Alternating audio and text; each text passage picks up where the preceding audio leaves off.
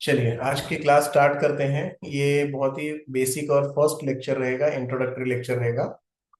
तो सबसे पहले मेरा इंट्रोडक्शन देता हूँ शॉर्ट में। मेरा नाम डॉक्टर जयेश रामावत है और मैं एक न्यूमरोलॉजिस्ट हूँ।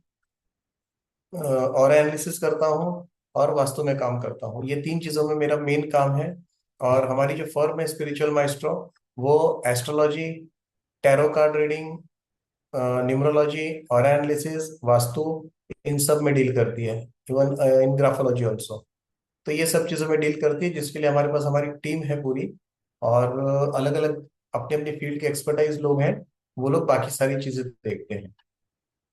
हम न्यूमरोलॉजी अभी पढ़ाते हैं and we are starting tarot classes also. तो वो तैयारी है उसकी भी, वो भी आने वाली है आगे। शायद may be in the month of February वो स्टार्ट हो जाएगी। तो चलिए आज आज अभी आप लोगों का इंट्रोडक्शन में मैं एक दो अभी ज्वाइन किए हैं। एक को मैं जानता हूँ और दूसरे जो है Vivo V2238, वो अभी तक उनका अनम्यूट नहीं हो रहा, तो मैं नहीं उनको अपना परिचय भी नहीं दे पाऊंगा और ना ही उनका परिचय दे पाऊंगा। So I think we should start the class. तो उस बेसिक में आप लोगों को थोड़ा सा ये समझाना चाहता हूँ कि, या बताना चाहता हूँ कि आज हम जो पढ़ेंगे ये बेसिक होगा न्यूमरोलॉजी का, कि न्यूमरोलॉजी होती क्या है, ये कहाँ से आई है, या हमारे देश की है या बाहर के देश की है, या हम किस टाइप की न्यूमरोलॉजी फॉलो करते हैं। And what is numerology, basic चीज तो ये है। तो मेरा जो समझना है न्यूमरोलॉजी के बारे में वो यही है कि कोई भी तरह की जो न्यूमेरिकल वैल्यूज होती है अल्फाबेट्स की, इन टर्म्स ऑफ नंबर्स। तो दो चीजें बेसिकली, ये जो एक रिलेशनशिप है नंबर्स की और अल्फाबेट्स की, ये बहुत हद तक हम देखेंगे तो न्यूमरोलॉजी में सिर्फ ये दो ही चीजें मायने रखती है, अल्फाबेट्स एंड नंबर्स।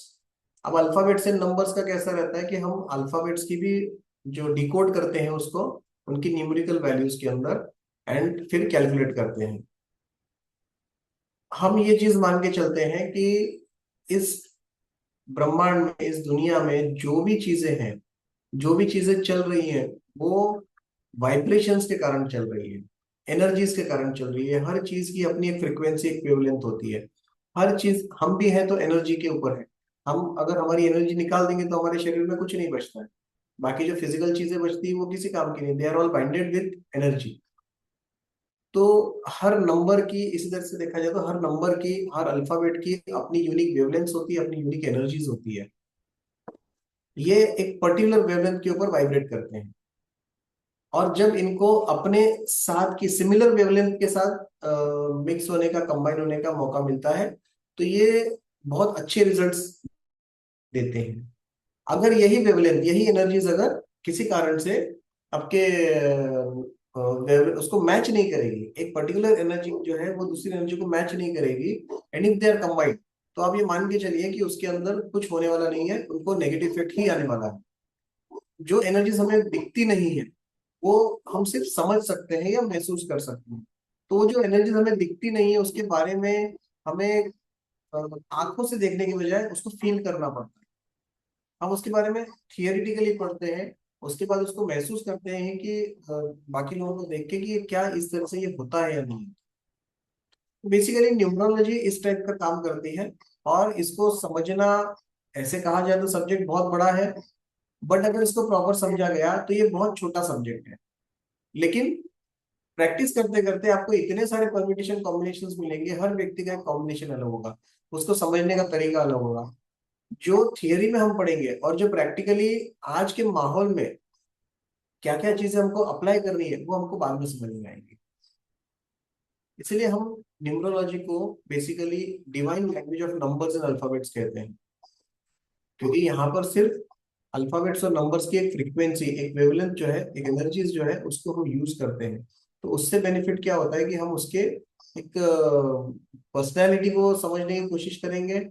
और न्यूमरोलॉजी से हम व्यक्ति का करंट स्टेटस क्या है, उसकी पर्सनैलिटी कैसी है, उसका मेंटल बिहेवियर कैसा है, उसकी जो हम साइकोलॉजी बोलते हैं, ह्यूमन साइकोलॉजी, तो पर्टिकुलर एक व्यक्ति की साइकोलॉजी भी क्या कह रही है, उसका माइंडसेट क्या है, वो हमको पता पड़ता है। और हम उसी तरह से उसको फिर ट्रीट कर सकते हैं थ्रू रेमेडीज।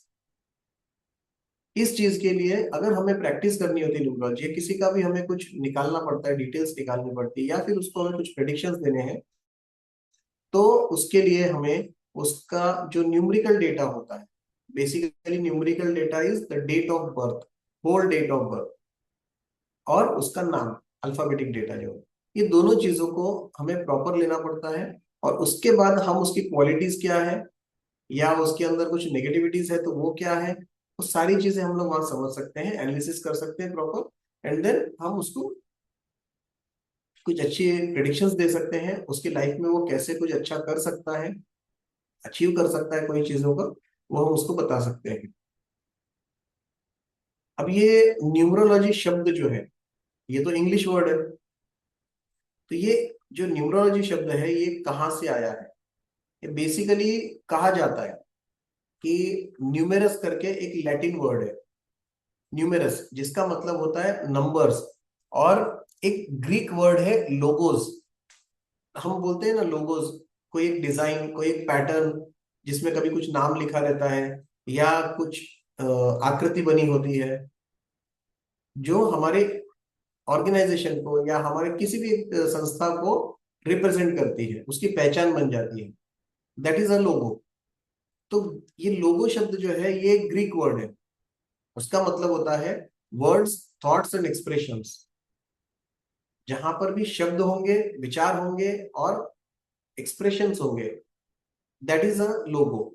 तो लोगोस का मतलब ये होता है, न्यूमरस का मतलब नंबर्स, और लोगोस का मतलब वर्ड्स, थॉट्स एंड एक्सप्रेशंस। ये दोनों को अगर कंबाइन कर देते हैं आप, तो इट बिकम्स न्यूमरोलॉजी। इसको टर्म दिया गया न्यूमरोलॉजी।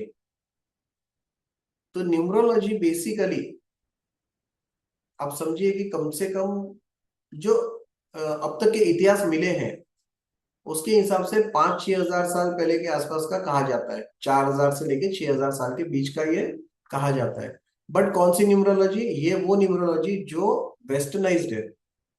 आज हम जो प्रैक्टिस कर रहे हैं, मेजर हम जो प्रैक्टिस कर रहे हैं, वो है वेस्टर्नाइज्ड न्यूमरोलॉजी, वेस्टर्न न्यूमरोलॉजी।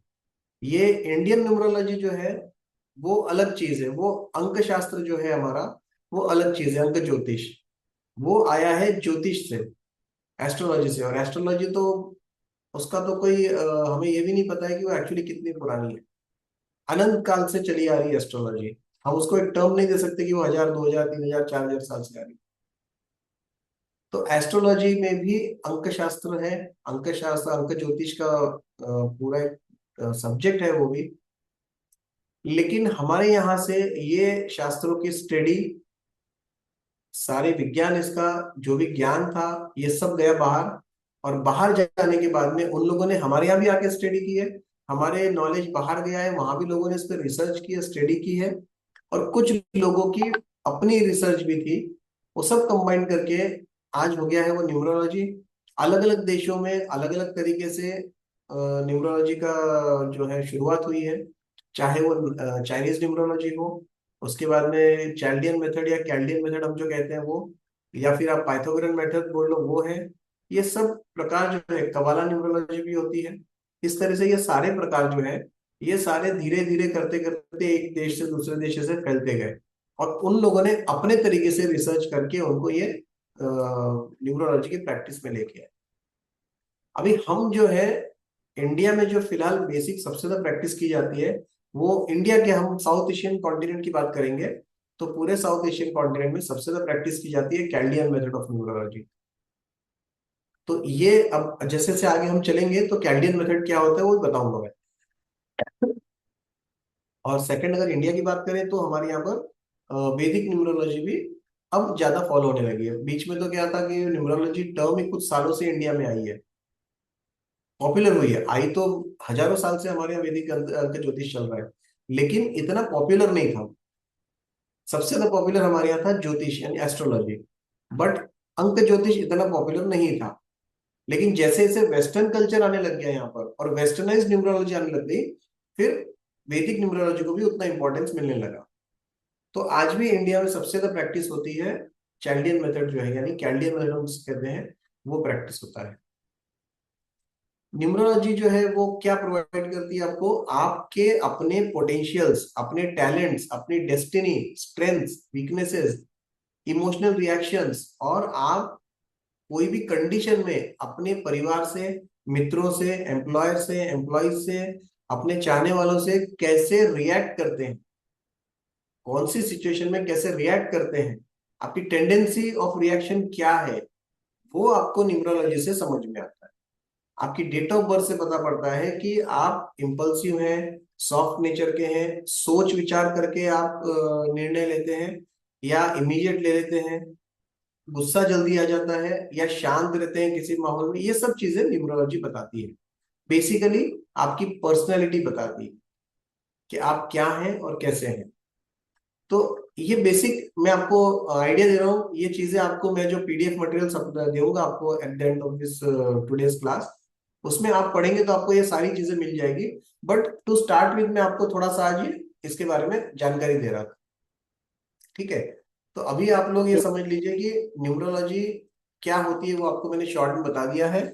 अब इसके आगे हम बात करेंगे कि हाउ डज न्यूमरोलॉजी वर्क, ये काम कैसे करती है। तो इसके ऐसे कौन से कंपोनेंट्स हैं जिसके कारण न्यूमरोलॉजी काम करती है। तो न्यूमरोलॉजी काम करती है, सबसे पहले जो मेजर कैलकुलेशंस की बात करेंगे हम लोग। तो अगर मेजर कैलकुलेशंस की बात करेंगे तो इफ यू आर कंफर्टेबल, मैं बोर्ड के ऊपर लिख के बताऊं या वर्बली बोलूं, चलेगा? सर मुझे तो कुछ भी चलेगा, it's up to you. Okay ठीक है, तो मैं अभी वर्बली बोलता हूँ, ठीक है ना? ओके। जी। तो मेजर नंबर्स जो होते हैं कैलकुलेशंस के लिए, उसमें क्या होता है, सबसे पहला होता है मूलांक। हम हिंदी की बात करेंगे, पहले अपने देश की बात करेंगे, हम यहाँ क्या कहते हैं, हम कहते हैं उसको मूलांक। मूलांक का मतलब होता है मूल अंक, द बेस नंबर, या रूट नंबर आप बोल लो। ठीक है, हम लोग उसको साइकिक नंबर भी बोलते हैं, कुछ लोग उसको ओरिजिन नंबर बोलते हैं, कुछ लोग उसको बेस नंबर बोलते हैं, सब अपने अपने टर्म अलग है, बट चीज एक ही है, मूलांक। मूलांक या साइकिक नंबर, इसका मतलब होता है हमारी जो डेट ऑफ बर्थ होती है उसके तीन पार्ट होते हैं। पहला होता है डेट, दूसरा होता है मंथ, तीसरा होता है ईयर। ठीक है, अब डेट, मंथ और ईयर, ये तीन चीजें होती है। इसमें जो डेट है, ओनली डेट, वो होती है मूलांक। मतलब आप समझिए कि किसी का बर्थ अगर है 12/12/2000 को हुआ है, तो जो 12 है पहला, वो डेट हुई, तो वो डेट जो है दैट इज मूलांक, या that is origin birth number, या आप उसको कोई भी नाम दे लो, साइकिक नंबर दे दो, कुछ भी दे दो, that is your date, only date in the date of birth, वो है आपका मूलांक। ठीक है, तो पहला फैक्टर हो गया है मूलांक। उसके बाद सेकंड फैक्टर क्या होता है कैलकुलेट करने के लिए, सेकंड होता है उसका भाग्यांक। अब भाग्यांक क्या बताता है, भाग्य का अंक, द नंबर ऑफ डेस्टिनी। तो उसको आप डेस्टिनी नंबर बोल सकते हो, उसको आप लाइफ पाथ नंबर बोल सकते हो। हर कोई अलग अलग नाम देता है, कोई उसको कंडक्टर नंबर बोलता है, जैसे मूलांक को ड्राइवर बोलते हैं तो इसको कंडक्टर बोलते हैं। इस तरह से अलग अलग लोग जो कंसल्टेंट्स हुए हैं, या अलग अलग देशों में अलग अलग जगहों पर उनको नाम अलग अलग दिए गए हैं। मीनिंग एक ही होता है, और कैलकुलेशन भी एक ही होता है। उसका कैलकुलेशन ये होता है कि आपकी जो एंटायर डेट ऑफ बर्थ है, जैसे 12/12/2000, तो आपको 12/12/2000 सबको ऐड करके जो सिंगल डिजिट आएगा, दैट इज भाग्यांक, that is life path number, that is conductor number, और दैट इज आपका डेस्टिनी नंबर। आप कुछ भी समझ सकते हो, बट ये दो फैक्टर्स जो है ना सबसे ज्यादा इफेक्ट करते हैं डेट ऑफ बर्थ के। ठीक है, उसके बाद में क्या होता है, थर्ड आता है आपका नेम नंबर। नेम नंबर क्या होता है, आपके नाम के जो अल्फाबेट्स हैं, हर अल्फाबेट को एक नंबर असाइन किया गया है। ठीक है, तो जो भी अल्फाबेट रहेगा, जैसे ए है, ए को अगर 1 है, तो ए किसके भी नाम में अगर ए आएगा तो हम उसको ए नहीं काउंट करेंगे, हम उसको कैलकुलेशन करने के लिए उसकी न्यूमेरिकल वैल्यू लेंगे, दैट इज 1। बी के लिए क्या लेंगे हम लोग, बी की अगर हमको न्यूमेरिकल वैल्यू निकालनी है तो बी की न्यूमेरिकल वैल्यू होती है 2, सी की 3 होती है, डी की 4 होती है। ठीक है, बट आप इसके आगे मत कंटिन्यू करना कि ई की 5 और इसकी 6 और इसकी 7, इसके ऐसा नहीं होता है। वो आगे जब नेम नंबर डिस्कस करेंगे तब बताऊंगा। हर अल्फाबेट की अलग अलग न्यूमेरिकल वैल्यू होती है। तो हम जब नेम नंबर कैलकुलेट करेंगे तो हमको उस अल्फाबेट की जो न्यूमेरिकल वैल्यू है उसको ऐड करते जाना पड़ेगा और सिंगल डिजिट पे आना पड़ेगा। वो जो नंबर आएगा सिंगल डिजिट पे, दैट इज नेम नंबर। बराबर। अब इसके बाद चौथा नंबर आएगा कुआ नंबर। कुआ नंबर को एक सीक्रेट नंबर कहा जाता है, कि ये एक तरह का सीक्रेट नंबर होता है। ये एक पर्टिकुलर कैलकुलेशन से आता है, और आपके मिसिंग नंबर्स जो होते हैं, कई बार वो मिसिंग नंबर की पूर्ति कर देता है। ठीक है। बट कई बार ये नंबर आ जाता है और हमारे पास ऑलरेडी वो नंबर 2 बार है, जो बहुत अच्छे पॉजिटिव है। जैसे ही ये नंबर आता है 3 बार हो जाते हैं, या 3 से रिपीट ज्यादा बार हो जाते हैं, और वो नेगेटिव हो जाते हैं पूरे।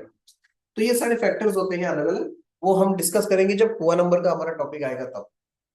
सो चौथा नंबर ये कुआ नंबर होता है। कुआ नंबर कैलकुलेशन में आपको बाद में बताऊंगा, बट इन शॉर्ट बता देता हूँ। कुआ नंबर हमें मिलता है सिर्फ ईयर ऑफ बर्थ के कैलकुलेशन से। ठीक है। जब हम ईयर ऑफ बर्थ का कैलकुलेशन करेंगे, वहां जो नंबर आएगा दैट इज कुआ नंबर। है ना। उसका जो पूरा कैलकुलेशन का प्रोसेस है वो हम कुआ नंबर स्टडी करेंगे, उस समय करेंगे, ताकि आपको वो याद भी रहेगा और आप उसको एनालिसिस कर सकते हैं, और उस समय आप उसको यूज भी कर सकते हैं कैलकुलेशन के लिए कैसे किया जाता है। ठीक है।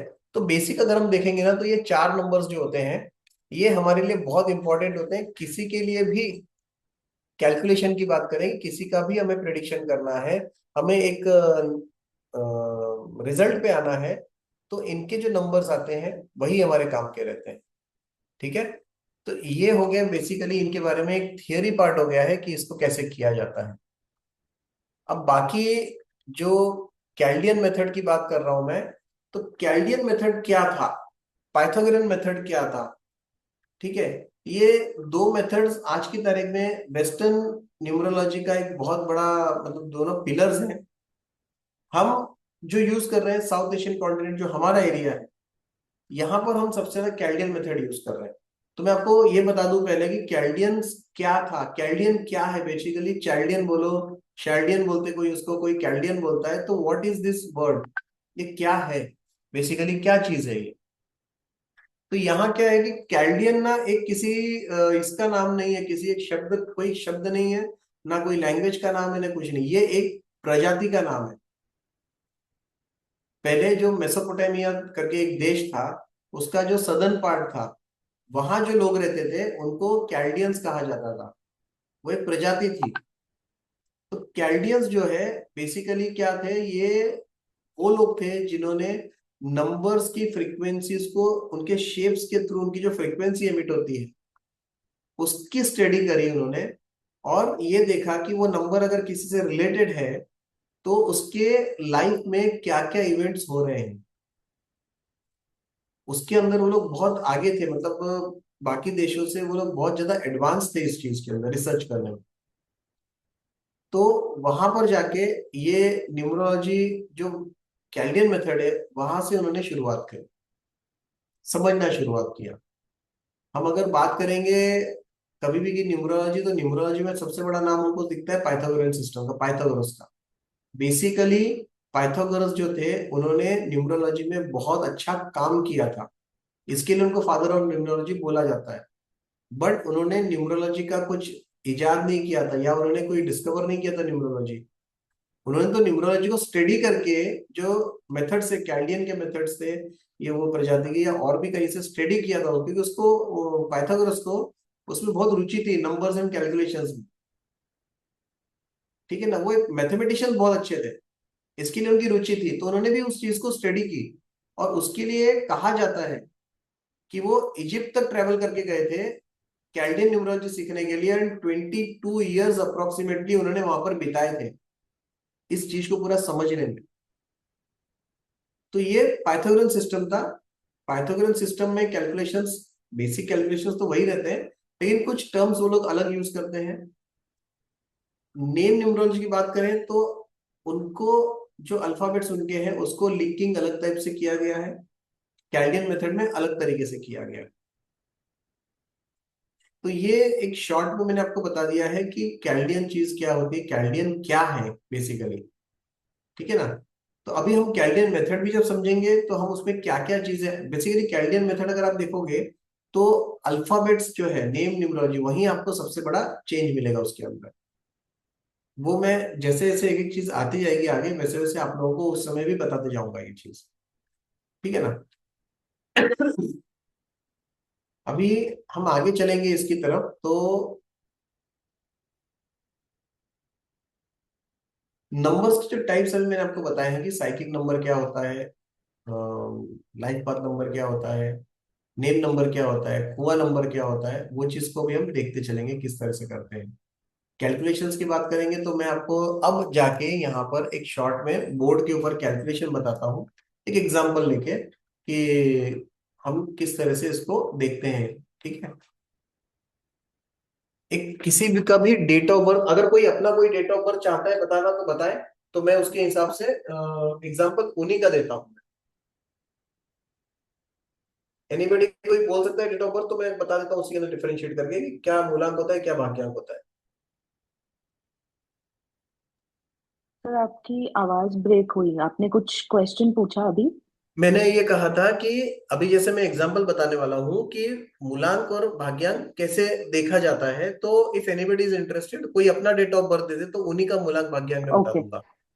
ओके, सो जी। मेरी है June 12, 1993। 1993। Yes. Okay, June 12, so it will be hmm. 12 June 1993, correct, ये है। अब यहाँ पर अगर हम यस। देखेंगे तो जो फर्स्ट पार्ट है इसका, only date, so this date जो है ना, this is your psychic number, मतलब मूलांक। लेकिन ये 12 नंबर मूलांक नहीं है। मूलांक बेसिकली क्या है आपका, 1 + 2 दैट इज 3, 3 इज योर मूलांक। तो ये तीन जो है ना, क्योंकि हमको क्या होता है, न्यूमरोलॉजी का एक बेसिक कंसेप्ट है, आपके पास कितने भी नंबर्स हो, आइदर 2 नंबर मतलब कंपाउंड नंबर 2 हो, या फिर 10 डिजिट नंबर हो, आपको सबको प्लस करते करते करते एक सिंगल डिजिट पे आना पड़ता है। सिंगल डिजिट पे आने के बाद ही आप उससे कुछ एनालिसिस कर सकते हैं, बिकॉज हम न्यूमरोलॉजी की बात करते हैं, नंबर्स 1 to 9 की बात करते हैं, तो आपको सिंगल डिजिट में आना ही पड़ेगा। So this is 3 number, 3 number ये आपका हो गया मूलांक। अब अगर हम भाग्यांक की बात करेंगे,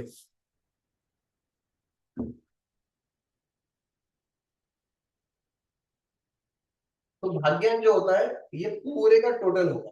अब पूरे का टोटल मतलब क्या हो जाएगा, 1 + 2 + 0, इसमें हम काउंट नहीं करते हैं इसलिए 0 को छोड़ देंगे, +6 +1 +9 +9 +3, इसको पूरे को ऐड करना पड़ेगा। ऐड करेंगे तो कितना आएगा, 3 6 9 10, 10 and 9 19 28 31 आएगा। 31, अब ये भी कंपाउंड नंबर है। कंपाउंड नंबर आने के बाद क्या किया जाता है, इसको अगेन 3 + 1 किया जाता है, दैट इज 4। सो ये 4 जो है ना, ये आ गया आपका भाग्यांक। भाग्यांक मीन्स क्या हो गया, आप उसको डेस्टिनी नंबर बोल सकते हो, लाइफ पाथ नंबर बोल सकते हो, या फिर भाग्यांक बोल सकते हो, कोई इसको कंडक्टर नंबर भी बोलता है, सब अलग अलग नंबर नाम से बोलते हैं, बट यही होता है total of the entire date of birth. जो सिंगल डिजिट आएगा दैट इज योर भाग्यांक। तो आपके केस में क्या है कि जिसका भी डेट ऑफ बर्थ है, आपका भी यहाँ पर हमने आपका लिया है, तो आपके इसमें डेट ऑफ बर्थ में क्या हो गया, योर मूलांक इज 3 एंड भाग्यांक इज 4, यस। राइट। तो ये दो चीजें हमको देखनी है। अब सबसे पहला क्या हो गया कि आपका मूलांक भाग्यांक आ गया, मतलब आपके पास ये दो चीजें आ गई है, ठीक है ना। अब इसके अंदर कभी भी जीरो काउंट नहीं होता है, इतना ध्यान रखना है बस, ठीक है ना। एंड सेकेंड चीज, आगे जैसे जैसे आएंगे हम बताएंगे, इसके अंदर अगर हमें एनालिसिस करनी है तो इसमें एक टर्म आती है मास्टर नंबर की। सो मास्टर नंबर के टर्म में क्या होता है, मास्टर नंबर 3 टाइप के होते हैं, एक होगा आपका 11, एक होगा 22, एक होगा 33। ये तीन जो है ना, ये मास्टर नंबर्स है, ये तीनों। सो जब भी हम कैलकुलेशन करेंगे और अगर टोटल हमारी 11 आई या 22 आई या 33 आई कंपाउंड नंबर में, हम वहीं स्टॉप हो जाते हैं। 11 नंबर का एक प्रेडिक्शन अलग होता है, 22 का अलग होता है, 33 का अलग होता है, बट बहुत सी जगह ये होता है कि हम कंपाउंड नंबर यूज नहीं कर पाते हैं, वहां पर आपको इसको सिंगल डिजिट में लाना ही पड़ता है। तब जाके हम सिंगल डिजिट का कैलकुलेशन करेंगे। जैसे ग्रिड बनाएंगे, ग्रिड बनाने के अंदर आपको 11 22 33 नहीं डाल सकते हो, आपको सिंगल डिजिट 1+1 2, 2+2 4, 3+3 6 ऐसे आना ही पड़ेगा। ठीक है ना। नेम नंबर है, नेम नंबर की टोटल में आप ये कंसिडर कर सकते हो, बट अगेन जब आपको सिंगल डिजिट लोगे तभी आपको कंपेयर करने को होगा। कभी कभार क्या होता है कि हमको नाम कंपेयर करना होता है किसी फर्म के नाम से, ये सब तो नंबर्स उस तरह से अलाइन करने पड़ते हैं। तो उसके अंदर आप कंपाउंड जैसे मास्टर नंबर्स में करोगे तो भी चलेगा, सिंगल में करोगे तो भी चलेगा। ठीक है ना। तो ये ध्यान रखना है, कंपाउंड जब ये इस तरह से मास्टर नंबर्स आते हैं तो हमको दोनों चीजें कंसिडर करनी पड़ेगी उसकी। सो ये बेसिकली बहुत सिंपल कैलकुलेशन है, ये बहुत कोई रिजिड कैलकुलेशन या कॉम्प्लेक्स कैलकुलेशन नहीं है, वेरी सिंपल कैलकुलेशन। आप इसको बहुत इजीली समझ सकते हो, और इसको कोई ऐसी प्रैक्टिस करने की भी जरूरत नहीं है। खाली आपको अपना कैलकुलेशन एक मजबूत रखना पड़ता है, प्लस माइनस जो हम करते हैं वो आपको तरीके से रखना पड़ता है, वहां कोई गलती नहीं होनी चाहिए। ठीक है ना। अब नेम नंबर जो है, नेम नंबर में इमीडिएट अभी नहीं बता सकता, नेम नंबर हम शुरू करेंगे तब बताएंगे, बिकॉज वो समझना पड़ेगा पूरा। एक चार्ट बनेगा, चार्ट के हिसाब से आपको समझना पड़ेगा कि किस टाइप के किस सीरीज के कैसे नंबर्स होते हैं। करेक्ट। ओके। जी। अब इसके बाद क्या करेंगे हम लोग अभी, जैसे हमने ये कैलकुलेशन देखा, ये बहुत सिंपल कैलकुलेशंस है। अपने घर के दो चार लोगों का अगर आप कर लोगे ना तो आपको ये दिमाग में बैठ जाएगा, ये कोई बहुत ज्यादा मतलब मैंने कहा जैसे कॉम्प्लेक्स कैलकुलेशन नहीं है। ठीक है ना। हम लोग जो 1 से 9 नंबर की बात करते हैं न्यूमरोलॉजी में, तो 1 से 9 नंबर हम इंडिया में हम जब बात करते हैं तो हम लोग क्या करते हैं, उसकी जो कैरेक्टरिस्टिक्स है उसको हम प्लेनेट से रिलेट करते हैं कि 1 नंबर का जो कैरेक्टरिस्टिक है वो किस प्लेनेट से रिलेट करते हैं। तो जब हम प्लेनेट की बात करेंगे तो शायद हमको समझना भी आसान हो जाता है, बिकॉज हमारे यहाँ पर हम इंडिया में बात करते हैं कि भाई एस्ट्रोलॉजी, एस्ट्रोलॉजी तो हम सबसे पहले ग्रह नक्षत्र राशि इन सब की बात करते हैं। तो ग्रहों के कैरेक्टरिस्टिक्स बहुत इजीली हमको समझ में आते हैं। अगर मैं 1 नंबर कैरेक्टरिस्टिक्स बोलूंगा तो आपको समझ में नहीं आएगा कि भाई 1 नंबर बहुत ऐसा स्ट्रेट होता है, स्ट्रेट फॉरवर्ड होता है, सीना तान के खड़ा रहता है, वो बहुत ज्यादा एरोगेंट होता है, एग्रेसिव होता है, ऐसे नहीं समझ में आएगा। अगर मैं ये बोलूंगा तो आपको रटना पड़ेगा। जैसे ही मैं बोलूंगा कि 1 नंबर का जो ग्रह है, प्लेनेट है, वो सन है, सूर्य है, तो इंस्टेंट हमारी वर्किंग शुरू होती है कि सूर्य कैसा होता है। क्योंकि हम बचपन से समझते आए ना कि सूर्य कैसा होता है, सूर्य फायर मतलब फायरी प्लेनेट है, सूर्य बहुत गर्म होता है, सूर्य जो है वो लीडरशिप क्वालिटीज होती है, पूरे सोलर सिस्टम को मतलब वो मैनेज कर रहा है। उसके बाद में उसकी एनर्जीज भी बहुत स्ट्रांग होती है, कॉन्फिडेंस लेवल बढ़ता है उस आदमी, जिस तरह का सूर्य है वो कॉन्फिडेंस लेवल बढ़ाता है एक आदमी का, एरोगेंसी दिखाता है, थोड़ा इगोइस्टिक हो सकता है। तो यही सारी कैरेक्टरिस्टिक 1 नंबर की है। ठीक है ना। तो इसलिए हम लोगों ने इसको जब भी किया होगा, कितने साल हो गए हमें नहीं पता इस चीज को, बट ये हम पढ़ते आ रहे हैं, एक एक पीढ़ियां आगे आगे पढ़ती आ रही है ये सब चीजें, कि हर एक नंबर को एक प्लेनेट से लिंक किया गया। लिंक इसलिए किया गया है just to understand the characteristic of that number easily. तो अगर हम भी देखेंगे तो 1 से लेकर 9 नंबर तक इनको किस तरह से लिंक किया गया है, ऐसा क्या है जिससे मतलब पता पड़ता है कि ये नंबर है, और ये नंबर बेसिक काम क्या करता है। इन शॉर्ट बताऊंगा काम क्या करता है, क्योंकि अगर मैं पूरा डिटेल में बताने जाऊंगा इसको तो फिर मतलब नहीं रहेगा, आपको बहुत खिचड़ी हो जाएगी। कुछ कीवर्ड्स बता दूंगा, उससे आपको समझ में आएगा इसके बेसिक कैरेक्टर्स इन नंबर्स के। एक हम ये बनाएंगे, यहाँ पर ना मैं नंबर्स लिखता हूँ, एंड नंबर्स के अकॉर्डिंग हम लोग चलेंगे कि ये कैसे होता है। समझिए यहाँ पर ये 1 नंबर है, 1 नंबर जो है हम इसको लिख, आपको ये बोर्ड दिख रहा है क्या, मतलब जो मैं लिख रहा हूँ वो दिख रहा है क्या।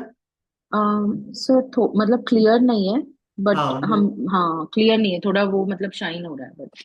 हाँ, शाइन इसलिए क्योंकि हाँ इसके जस्ट ऊपर ही ट्यूबलाइट है हाँ साइड में इसके लिए, यस। वो है। बट थोड़ा सा हाँ मैनेज दिख समझ रहा है, लेना। यस मैनेज, यस जी हो रहा जी। है मैनेज। तो 1 नंबर जो होता है ना ये सन का होता है, जैसे मैंने अभी बताया था 1 नंबर सन का है। तो 1 नंबर को अगर समझना है तो 1 नंबर क्या होता है, सूर्य से रिलेटेड है।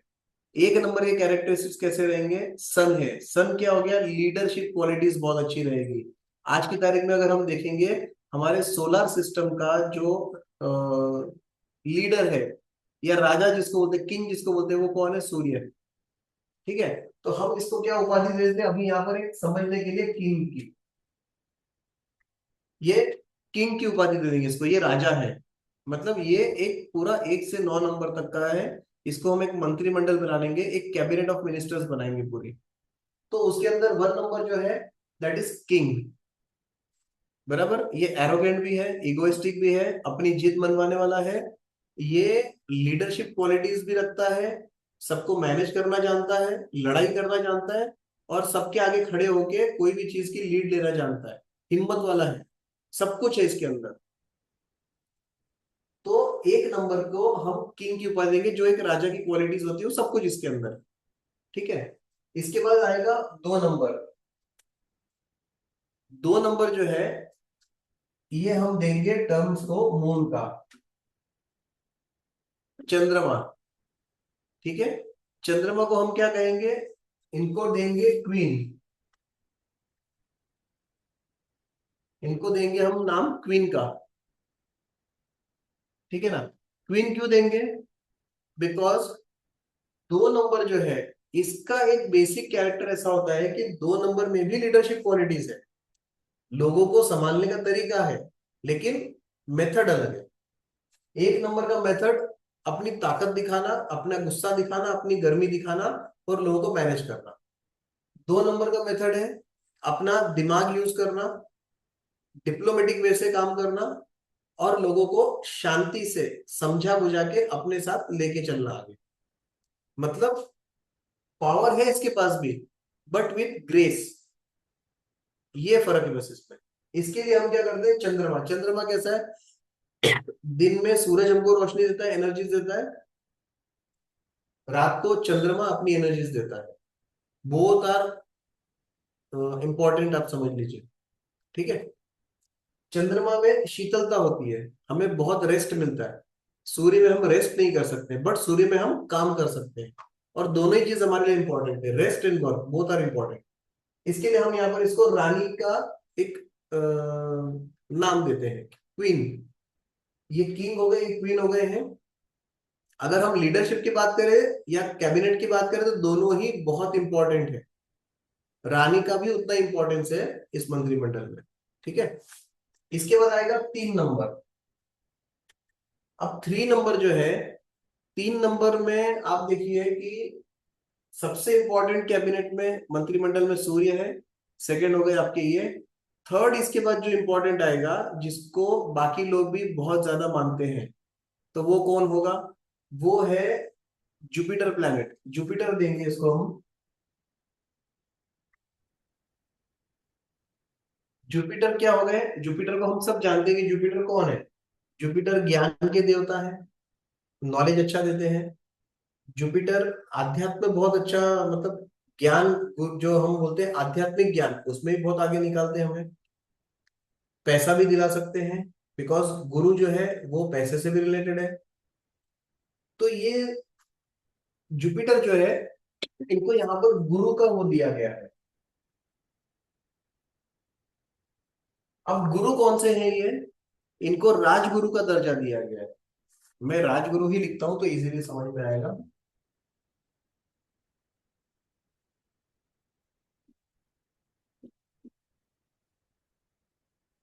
इनको राजगुरु का दर्जा दिया गया है। राजगुरु मतलब क्या हो गया, राजा के बाद, या राजगुरु आप समझिए ये है जिनकी बात को भी राजा और रानी मना नहीं कर सकते हैं, अवॉइड नहीं कर सकते हैं। अगर कुछ भी तकलीफ आती है तो ये लोग राजगुरु से सलाह लेते हैं। ठीक है, ये आध्यात्मिक गुरु हो गए हैं, या देव गुरु हो गए हैं, देवों के गुरु। ठीक है, तो इनको इस तरह से दिया गया है। अब इसके बाद आएगा 4 नंबर का इंपॉर्टेंस। 4 नंबर जो प्लेनेट है, 4 नंबर जो है, 4 नंबर बेसिकली कैसा है, इसको हमने दिया है राहु का स्थान। राहु केतु ये आप सब जानते हैं, इंडियन एस्ट्रोलॉजी में हमारे प्लैनेट्स जो हैं हम गिनते हैं इसको। Yes. राहु जो है, इसका काम क्या होता है, ये किसी भी चीज में ना जुगाड़ लगा लेता है। अगर ये कोई काम, इसको एक आदत है, कोई भी काम बोल दो ये मना नहीं करता है, हो जाएगा, एक ही शब्द रहता है, जो भी काम बोला हो जाएगा। कैसे होगा पता नहीं, लेकिन हो जाएगा। और ये वो काम करने के लिए कुछ जुगाड़ करता है और वो काम कर लेता है, कोई भी तिकड़म लगाता है लेकिन कर लेता है।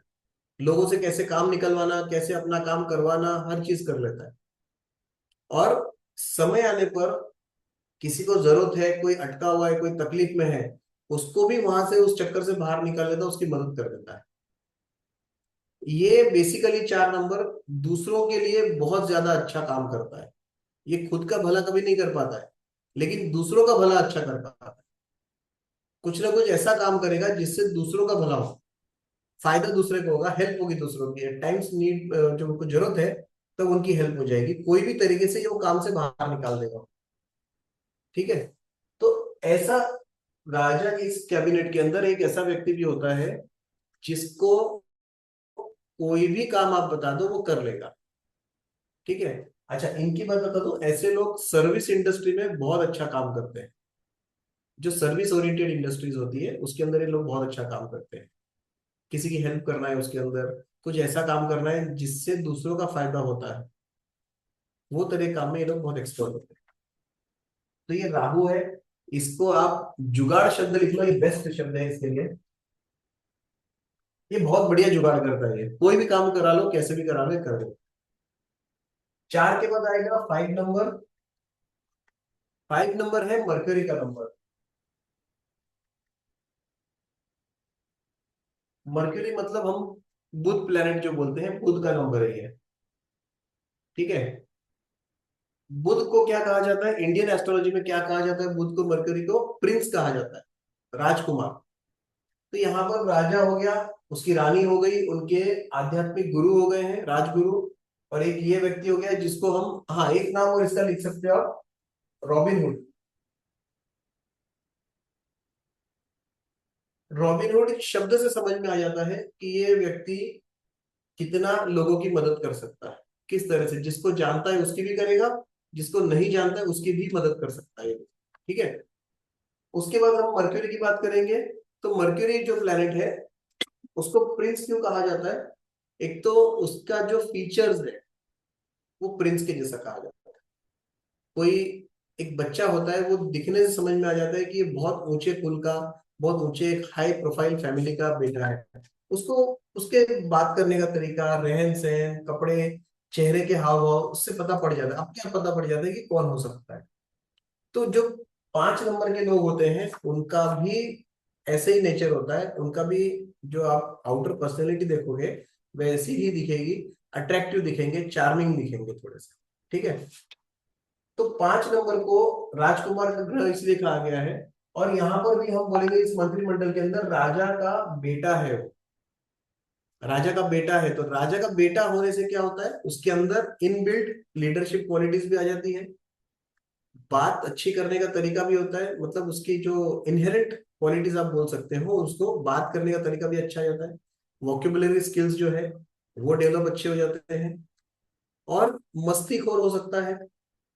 ठीक है। खाने पीने का शौकीन हो सकता है थोड़ा सा। अगर कंट्रोल के बाहर रहा तो आउटलाइन भी हो सकता है, क्योंकि उसको घमंड रहता है कि मैं राजा का बेटा हूं, मेरा कौन क्या बिगाड़ लेगा, मैं जिसको जो बोलूंगा वो मेरी बात सुनेगा। ये घमंड भी 5 नंबर के लोगों को रहता है। ठीक है। सो हम 5 नंबर के लोगों को उनके जो वाइब्रेशंस के हिसाब से देखते हैं कि उनकी क्वालिटीज क्या होगी, वो हम जोड़ते हैं मर्क्यूरी के पास। तो इसको हम प्रिंस बोलते हैं, राजकुमार रहेंगे, ये प्रिंस है। ठीक है। अभी थोड़ा सा मैं ऊपर से, नीचे जगह है अभी तो। उसके बाद आएगा 6 नंबर। अब 6 नंबर किसका है? 6 नंबर है वीनस का। वीनस मतलब कौन सा प्लेनेट हो गया है? शुक्र हो गया है। आप लोगों ने सुना होगा हमारे जो प्लैनेट से सिस्टम है उसके अंदर सूर्य, चंद्र, गुरु, राहु, बुध, शुक्र, ये शुक्र प्लैनेट है। ठीक है। अब शुक्र प्लैनेट से हम एस्ट्रोलॉजी भी देखें तो उसमें क्या क्या जोड़ते हैं। शुक्र को हम फैमिली का नंबर बोलते हैं, शुक्र को हम विलासिता का नंबर बोलते हैं, भोग विलासिता का, लग्जरी का नंबर बोलते हैं। ठीक है। हर टाइप की लग्जरी पसंद है, हर टाइप की, इसमें सब कुछ आ जाए। ठीक है ना। अच्छा दिखना, लोगों के सामने अच्छा दिखाना, कम पैसा होते हुए भी ज्यादा खर्चा करना, पैसा हो या नहीं हो, जूते अच्छे खरीदना, घड़ियां अच्छी पहनना, कपड़े अच्छे पहनना, अच्छे परफ्यूम लगाना। तो ये सब जो है ना, ये नेचर जो है, ये अ, शुक्र का नेचर है। और शुक्र कौन है? शुक्र है शुक्राचार्य। शुक्राचार्य कौन थे? दैत्य गुरु थे। तो ये राजगुरु है और ये दैत्य गुरु है। ये राजगुरु थे 3 नंबर, 6 नंबर शुक्र है दैत्य गुरु। तो इनके जो तरीके रहते हैं ये थोड़े अलग रहते हैं। ज्यादा खर्चीले वाले काम रहेंगे इनके, लग्जरी में रहेंगे ये लोग। हर लग्जरी आइटम इनको पसंद होगा, या अगर ये लोग काम करेंगे तो उसी टाइप की इंडस्ट्री में करेंगे, दिखावे वाली इंडस्ट्रीज में। या फिर अगर खुद बिजनेस कर रहे हैं, मे बी डायमंड का काम कर सकते हैं, ज्वेलरी का काम कर सकते हैं, परफ्यूम्स का काम कर सकते हैं, अच्छे अच्छे कपड़ों का काम कर सकते हैं। कोई भी ऐसी चीज जिसको धारण करने से व्यक्ति के अंदर लग्जरी का एहसास हो, वो कर सकते हैं ये काम। तो इस तरह से एक दैत्य गुरु भी इनकी टीम में होता है, इनकी कैबिनेट के अंदर होता है। ठीक है ना? अब आएगा 7 नंबर। 7 नंबर किसका है? केतु का है। तो 7 नंबर केतु का क्यों है? क्योंकि 7 नंबर जिस तरह का नेचर है, केतु का जो नेचर होता है, केतु क्या रहता है? केतु बहुत ज्यादा मतलब दिमाग से सोच नहीं पाता है, वो सिर्फ फॉलो करता है। वो आध्यात्म की तरफ ज्यादा झुका हुआ रहता है। केतु, आप मान के चलिए कि एक डिटैचमेंट का ग्रह भी है। हर चीज को छोटी करता है। छोटी इन सेंस, अगर केतु का नंबर 7 नंबर किसी व्यक्ति के ग्रिड के अंदर रिपीट हो गया, तो आप मान के चलिए कि या तो वो आध्यात्मिक ज्यादा हो जाएगा, हो सकता है कि साधु सन्यासी बन जाए। अगर 7 2 की जगह 3 बार हो गया तो हो सकता है घर छोड़ के साधु सन्यासी बन जाए। पति पत्नी है, उसमें अगर ये आध्यात्मिक नहीं है कोई भी एक व्यक्ति दोनों में से, हो सकता है कि पति पत्नी अलग हो जाए। मतलब ये हर चीज से अलग करता है। 7 नंबर किसी को भी अलग करने की कोशिश करता है, मतलब कम कर रहा है, हर चीज को कम करते जाता है। डिटैचमेंट का नंबर है वो। लेकिन साथ ही साथ इसको मोक्ष कारक नंबर बोलते हैं। मोक्ष कारक क्यों बोलते हैं? हम पॉजिटिव बात कर रहे हैं इसके लिए मोक्ष कारक बोलते हैं, कि इसको, ये नंबर वाले थोड़ा आध्यात्मिक ज्यादा होते हैं। अगर वो अपनी जो एनर्जीज है उसको प्रॉपरली पॉजिटिवली चैनलाइज करेंगे, आध्यात्म की तरफ, अच्छे काम की तरफ, धर्म की तरफ, तो शायद हो सकता है कि मोक्ष कारक, मतलब आज के टाइम में मोक्ष मिलना बहुत मुश्किल है किसी, बट वो अपनी लाइफ जो है उसको बहुत अच्छे से पॉजिटिव एनर्जीज लेके पॉजिटिविटी की तरफ जा सकता है, लोगों को अच्छा ज्ञान दे सकता है, अच्छा समझा सकता है, ये सारी चीजें कर सकता है। और सबसे बड़ी चीज, 7 नंबर जो है केतु का, it is a number of analysis, in depth analysis. जो ये लोग होते हैं 7 नंबर वाले लोग, चाहे वो मूलांक हो 7 नंबर या भाग्यांक 7 नंबर हो, ये अच्छे रिसर्चर बन सकते हैं, अच्छे साइंटिस्ट बन सकते हैं। ये बहुत अच्छा ऐसा काम कर सकते हैं जहां पर एनालिसिस की बहुत ज्यादा जरूरत है, डीप एनालिसिस की, इन डेप्थ। और इनकी आदत रहती है बाल की खाल निकालने की। अगर नॉर्मल वे में भी काम कर रहे हैं वो लोग, या घरेलू में कोई लोग हैं, तो हर चीज में बाल की खाल निकालने की आदत रहेगी। जरा सा किसी ने अगर कोई चीज बोल दी तो जब तक वो उसकी जड़ तक नहीं जाएंगे तब तक वो शांत नहीं बैठते। ये इनकी हैबिट, इनका नेचर है, वो बेसिक नेचर है इनका। इसके लिए कोई कुछ नहीं कर सकता है। तो 7 नंबर की क्वालिटीज है इस तरह की। ठीक है ना? इसके लिए इसको मोक्ष कारक कहा गया नंबर को।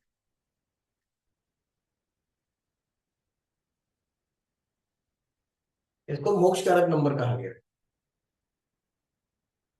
एक चीज और बता दूं, हालांकि वो बाद का टॉपिक है बट फिर भी बता देता हूँ। 7 नंबर किसी का अगर 3 बार 4 बार ऐसा आ गया है, और नंबर बाकी ग्रिड के नंबर्स भी कुछ नेगेटिव हैं, तो हो सकता है कि ऐसे लोग वर्स्ट टू वर्स्ट देशद्रोही हो सकते हैं, देश के साथ गद्दारी कर सकते हैं, आतंकवादी भी बन सकते हैं। या फिर अगर इतना ड्रास्टिक अपन नेगेटिविटी नहीं देखते हैं, तो आप समझिए कि अगर किसी ऑर्गेनाइजेशन में काम कर रहे हैं, कुछ कर रहे हैं, तो वहां पर भी धोखाधड़ी कर सकते हैं। ये चांसेस होते हैं इनके।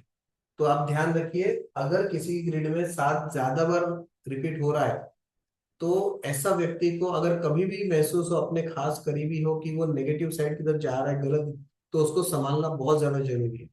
अदरवाइज वो कहीं भी गलत दिशा में जा सकते हैं। ठीक है। उसके बाद आएगा हमारा 8 नंबर। 8 नंबर होता है सैटर्न का, शनि का। ठीक है। ये कौन है? ये जज है।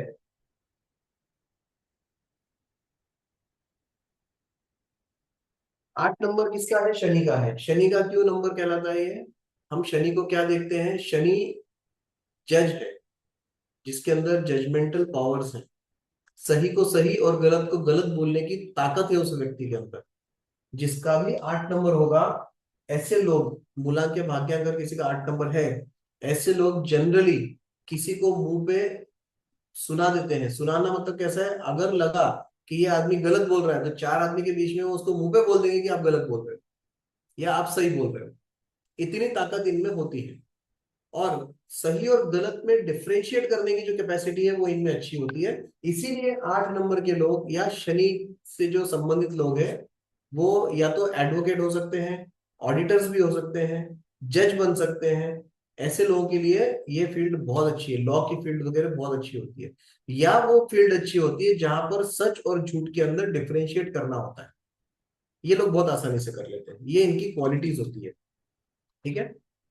इसके बाद आएगा आपका 9 नंबर। 9 नंबर क्या है? हमारा एक ही प्लेनेट बचा है, बाकी सब प्लेनेट्स हो गए हैं। लास्ट प्लेनेट बचा है, वो है मार्स। मार्स को हिंदी में क्या कहते हैं? मंगल। तो अगर आप लोगों को मैं बता दूंगा कि मंगल प्लेनेट है, ये मंगल ग्रह से रिलेटेड है, तो मंगल ग्रह से रिलेटेड क्या होता है?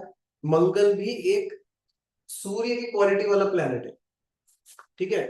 गर्मी है मंगल में, जैसे सूर्य में है। अथॉरिटी है मंगल में, जैसे सूर्य में है। लीडरशिप क्वालिटीज है मंगल में, जैसे सूर्य में है।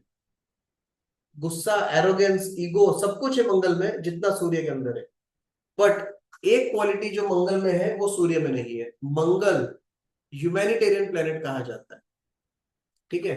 मंगल में अभी आप कहेंगे कि जिसका भी 9 नंबर है, उसके अंदर कितनी भी बुरी क्वालिटीज होगी होगी, लेकिन उसमें एक क्वालिटी जरूर होगी जो है ह्यूमैनिटेरियन नेचर।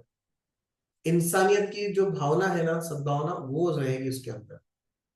कभी भी किसी को जरूरत पड़ेगी मदद की, वो व्यक्ति कभी भी पीछे नहीं हटेगा मदद करने से, 110% मदद करेगा।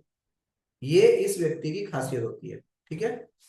दूसरी चीज, जहां तक हमने समझा है, हमने पढ़ा है और इतने सालों से हम लोग प्रैक्टिस कर रहे हैं, सुन रहे हैं, समझ रहे हैं, 9 नंबर जो है ना, किसी का भी अगर रिपीट हो गया ज्यादा बार, 3 4 5 जो भी रिपीटेशन है, तो ये 100% नेगेटिव होता है, जैसे कि सारे नंबर नेगेटिव होते हैं। But in case of extreme negativity, तब भी इसके अंदर जो ह्यूमैनिटेरियन नेचर है वो नहीं जाता है। और सबसे बड़ी चीज है, सूर्य को गुस्सा आता है तो वो गुस्सा कंट्रोल नहीं होता है। ठीक है। एक बार अगर बैठ गया दिमाग में, तो सामने वाले को माफ नहीं करता है। मंगल किसी से झगड़ा कर लेगा, मारा पीटी कर लेगा, लेकिन 2 मिनट के अंदर इंस्टेंट समझ जाएगा, ठीक है, अलग हट जाएगा। हो सकता है उसको सॉरी भी बोल दे, एट टाइम्स सॉरी भी बोल दे उसको कि चल ठीक है यार, जो हो गया जाने दे। ये क्वालिटीज है, जितना जल्दी गुस्सा आता है उतना जल्दी शांत होता है मंगल वालों में। तो इसके लिए ये जो नेचर है, इसके लिए हम इस मंत्रिमंडल के अंदर इनको सेनापति कहते हैं।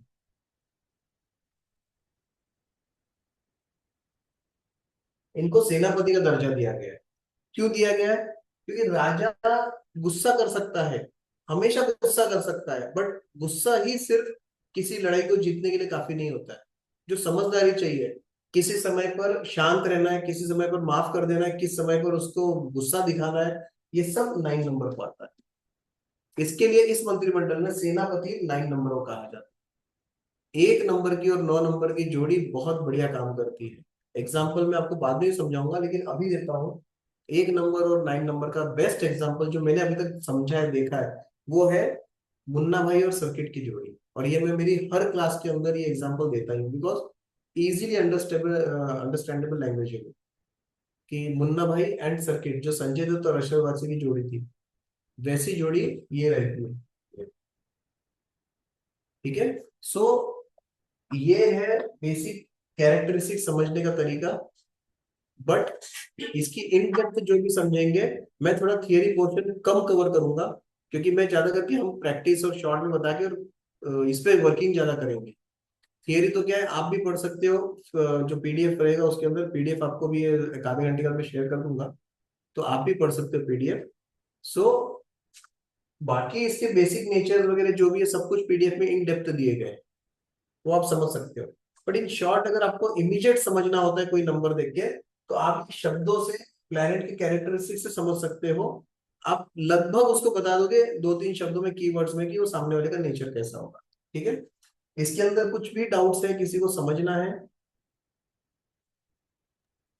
No doubts. नो डाउट्स, ठीक है। अगर कुछ रहे भी, आज नहीं कल भी रहे, तो आप वापस से क्लास शुरू होते टाइम एक बार पूछ सकते हैं, तो हम उसको कवर करके फिर आगे बढ़ेंगे। ओके। ठीक है।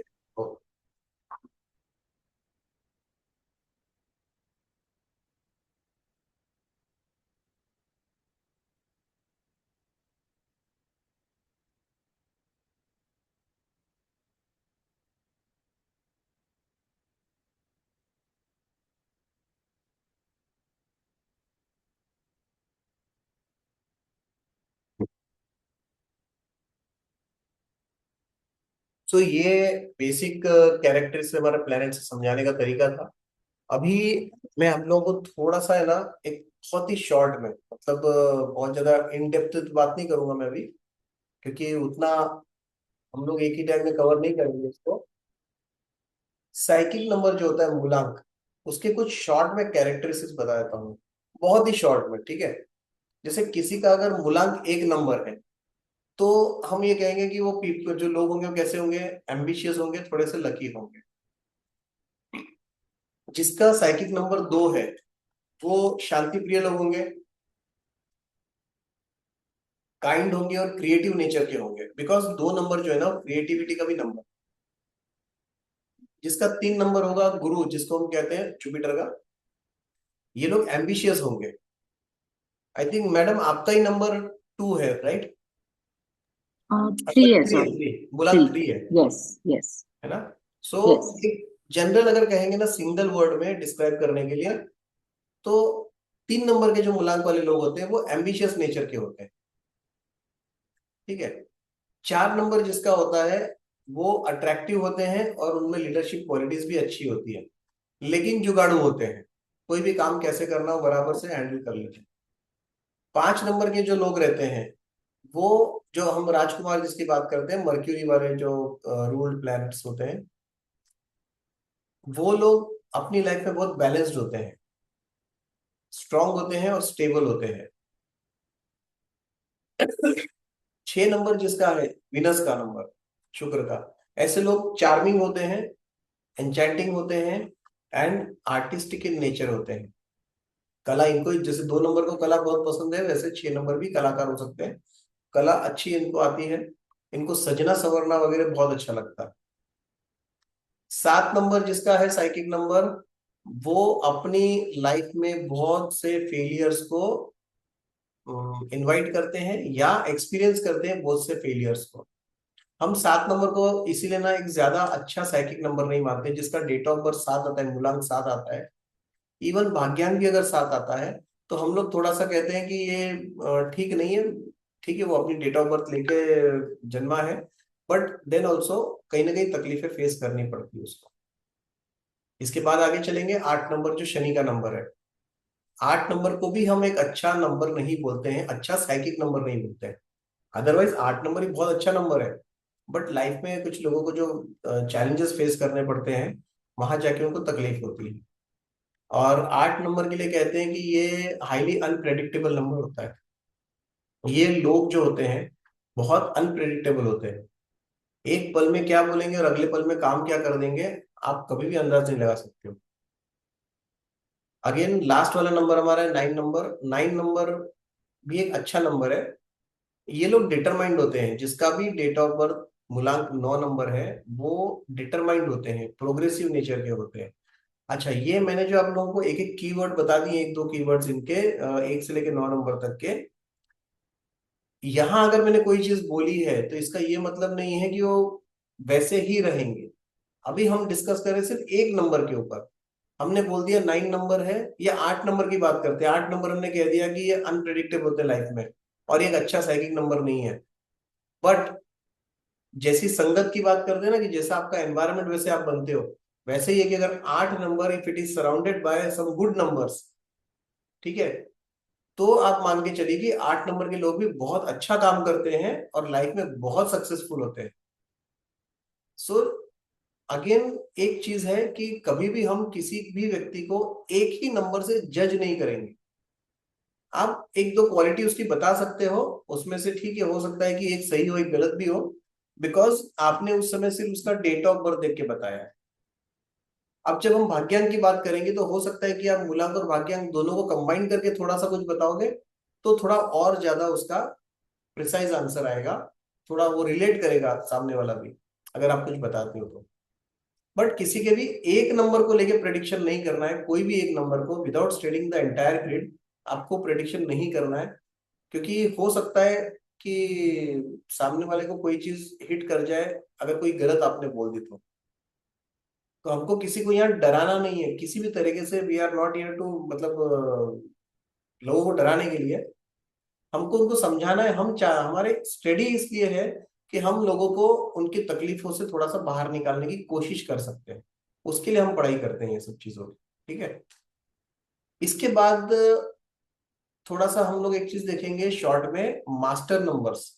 मास्टर नंबर्स को शॉर्ट में इसलिए बोल रहा हूं मैं, क्योंकि मास्टर नंबर्स को थियरी ही स्टडी करनी है। बाकी तो मैंने कैलकुलेशन आपको बताया कि 2 डिजिट नंबर में अगर 11, 22, 33 आता है, then we will stop calculating, उसके बाद हम कैलकुलेशन नहीं करेंगे।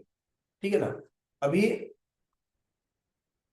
अगर आप देखेंगे कोई भी एक डेट ऑफ बर्थ लेंगे ना, उसका अगर, हो सकता है किसी का डेट ऑफ बर्थ 11 तारीख या 22 तारीख को, बिकॉज 33 तो आ नहीं सकती है। तो अभी हम 11, 22 की बात कर लेते हैं। जनरल फीचर्स अगर हम बात करेंगे मास्टर नंबर्स की, तो 11 नंबर जो है, 11 नंबर इंट्यूशन का नंबर है, स्पिरिचुअलिटी का नंबर है, कोलैबोरेशन का नंबर है 11 नंबर। ठीक है। अब आपको यहाँ एक चीज और बता दूं, हमने मास्टर नंबर देखा है 11, क्यों? 11 में क्या हो गया है, 1 नंबर 2 बार आ गया है। तो 1 नंबर की जो क्वालिटीज थी, चाहे वो पॉजिटिव हो या नेगेटिव क्वालिटी हो, वो रिपीट हो जाती है, मल्टीप्लाई हो जाती है। ठीक है।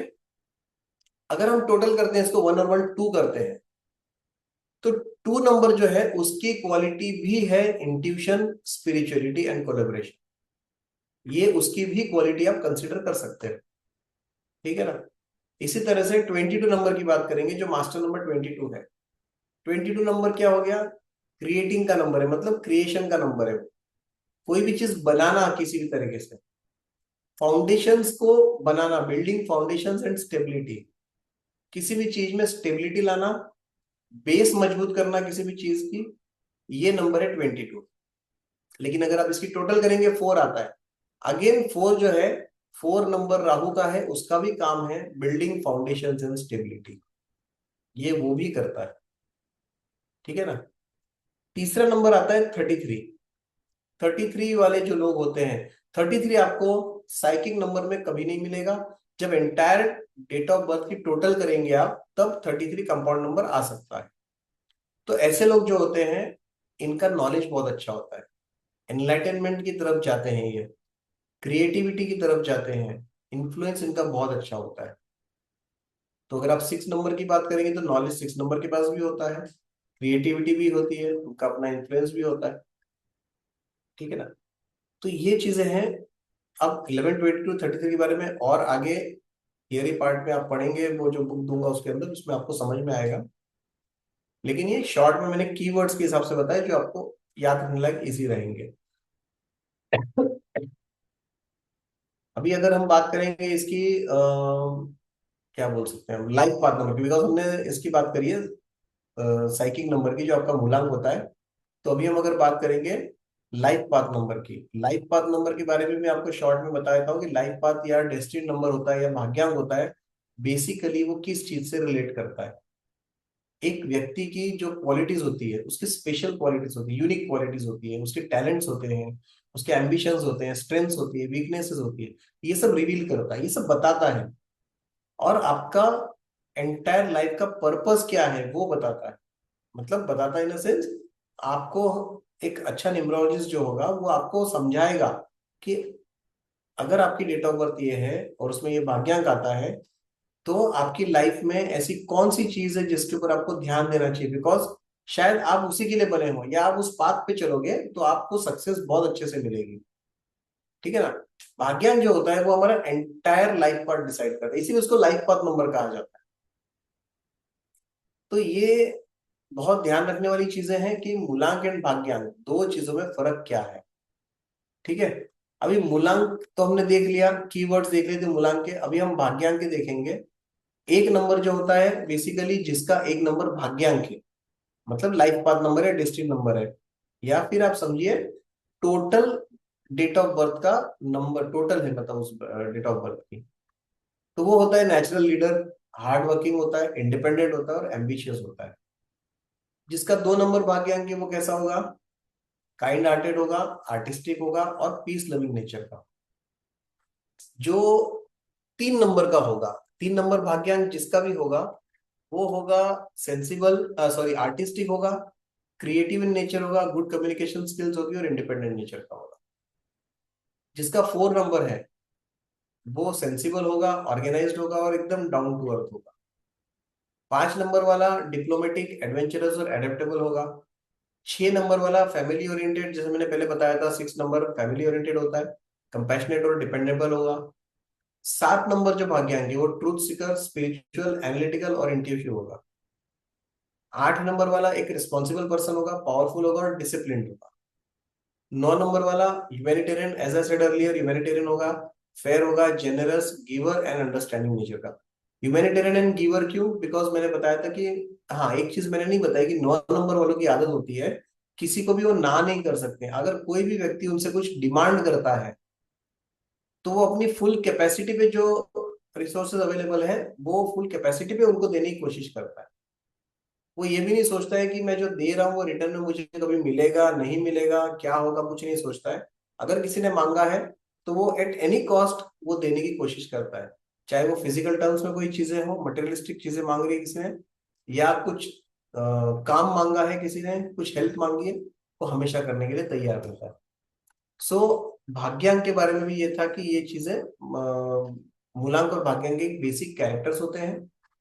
इन डेप्थ आप बुक्स में देख सकते हैं, बट ये शॉर्ट में मैंने समझाया थोड़ा सा समझने के लिए। आज का जो है बेसिक, आज मैंने पूरी तरह से थियरी क्यों ली थी उसका भी एक रीजन था कि थोड़ा सा आज इंट्रोडक्टरी लेक्चर रखते हैं, समझ में आ जाएगा व्हाट इज न्यूमरोलॉजी और क्या क्या चीजें हैं, उसकी बेसिक कैलकुलेशंस के लिए कौन सी चीजें यूज करते हैं। हम लोग आगे भी अलग अलग कैलकुलेशंस लेंगे, ठीक है ना। बट फिलहाल के लिए हमने ये चार कैलकुलेशंस देख लिए हैं जो सबसे ज्यादा इंपॉर्टेंट है हमारे। ठीक है। तो आज का सेशन हम यही खत्म करेंगे। कल जो है, कल अभी हम लोग थोड़ा सा और आगे थोड़ा सा थियरी लेंगे शुरुआत में, क्योंकि मेरे को आपको नेम नंबर और समझाना है। तो कल हम लोग शुरुआत ही करेंगे नेम नंबर से, एंड देन उसके बाद में फिर नेम नंबर कैसे होता है, क्या होता है, उसके कैलकुलेशंस क्या होते हैं, फिर बेसिकली उसके बाद प्रैक्टिकल शुरू होते जाएंगे, एक एक चीजें आती जाएगी और प्रैक्टिकल शुरू होते जाएंगे। फिर हमारा थोड़ा बोर्ड का काम, और हो सके तो आप लोग नोट करते जाओ चीजों को, समझने में आसान रहेगा। नहीं समझेंगे तो at the end of the session आप पूछ सकते हो, या फिर नेक्स्ट क्लास के अंदर भी हम लोग बात कर सकते हो उसके ऊपर। ठीक है। ओके आज सर। थोड़ा सा, हाँ बोलिए। नहीं, मैंने ओके कहा।